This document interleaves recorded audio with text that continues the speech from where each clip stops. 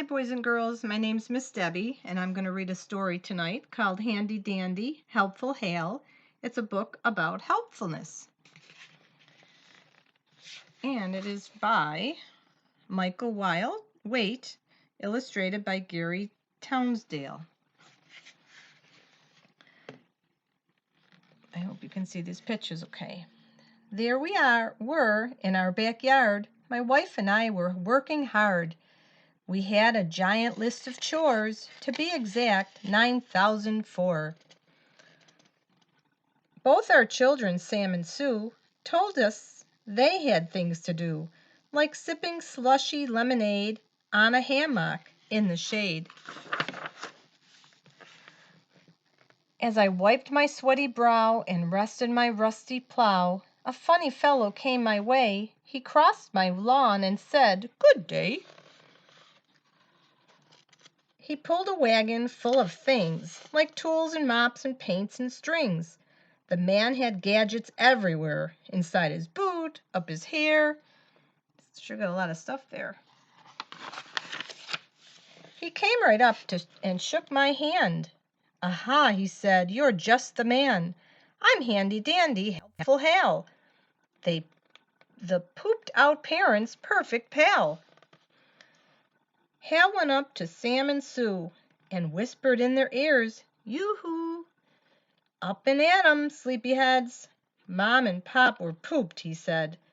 "Time for you to lend a hand. Better help them while you can." There's some big thing there. "With all the lying round like slugs, I'm sure you'll both turn into glubs."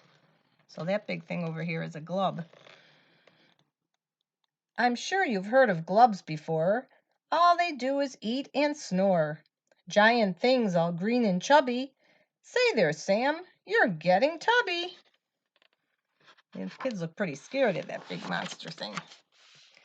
Next thing I knew, my feet were dragging off the back of Hal's big wagon, through the door with one quick pounce, and up the stairs without a bounce. He rolled us into Sammy's room and handed Sam a purple broom. "Time to clean your room," he said. "Do you know how to make a bed? These are chores a kid can do. I've cleaned my room since I was 2. He's got quite a messy room there, doesn't he? My wife and I were quite surprised. The kids cleaned up before our eyes. I wonder if you guys, being home all the time, have to help clean your room too.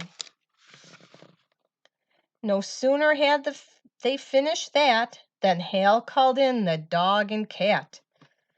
"I think these pets are yours," he said. "Every day they must be fed.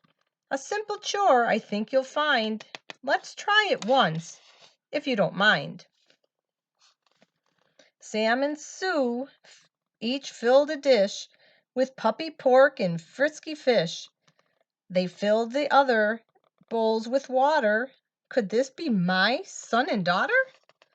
You have to take care of your pets. Miss Debbie has lots of pets, of cats and dogs and chickens and goats. And I have to take care of them and feed them every day too. "Good," said Hal, and off we went, like a hound dog on a scent. At the kitchen sink he stopped and said, "I'll need you, Mom and Pop." It's an awful lot of dishes there. These kids can wash in the pots and pans, but they have tiny little hands, and so it's best if everyone joins in to get the dishes done. I sure hope your dishes aren't stacked up that high.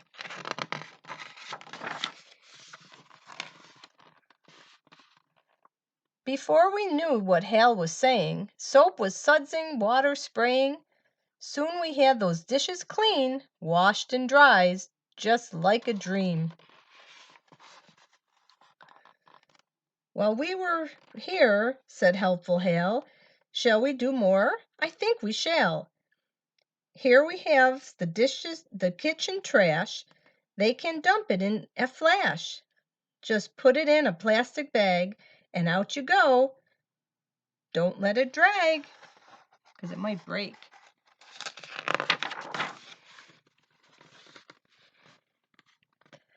Very nicely done, he said, Hal. I told you I'm appearance pale. Now off we go, out to the yard. I'll bet these kids can wash a car. I wonder if you guys can wash a car. It's been a little cold out lately to be washing cars outside. Here's a chore we all can do, said Hal, and then the water flew. I've washed at least 1,000,000 cars. I've washed the cars of movie stars. And if perhaps you think I'm fibbin', here's my first place washer ribbon. It's got a first place ribbon for washing the car. Now look how dirty that car is. Watch what happens after they wash it. Get the page here.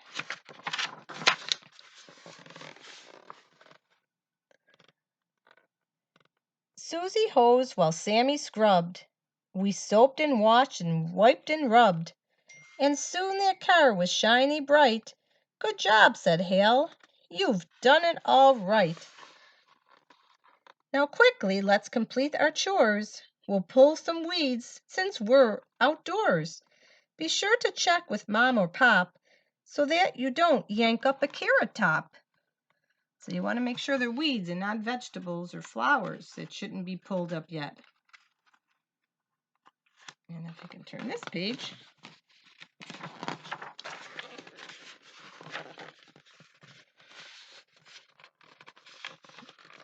Last of all, let's get the rake and pile these leaves for goodness sake. And when we've made a giant heap, it's lots of fun to take a leap. There, said Hal, I think we're done. Wasn't that a lot of fun? You were splendid, Sam and Sue. See the things that you can do? When you help your mom and dad, the chores don't really seem so bad, and everything gets done so soon that you'll still have the afternoon. Why not travel to the ocean? Don't forget your suntan lotion. How about a camping trip? Go to the pool and take a dip? A game of tennis, maybe two. When did you last see the zoo? Thank you, helpful Hal, I said. You taught our kids to make their beds. You showed them how to feed the cat and how to wash the car, in fact. You showed them how to fold their clothes, and on your helping goes. But now that we have done our chores, there's something else to do outdoors. Swimming, zoos, and mountain hikes aren't the sort of things we like. I hope that you won't think us rude, but we have quite another mood. I wonder what they're going to like to do.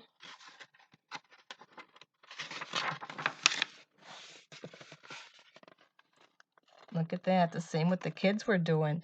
And with those words, my wife and I took our children at our side and crawled up on the hammock swing to do our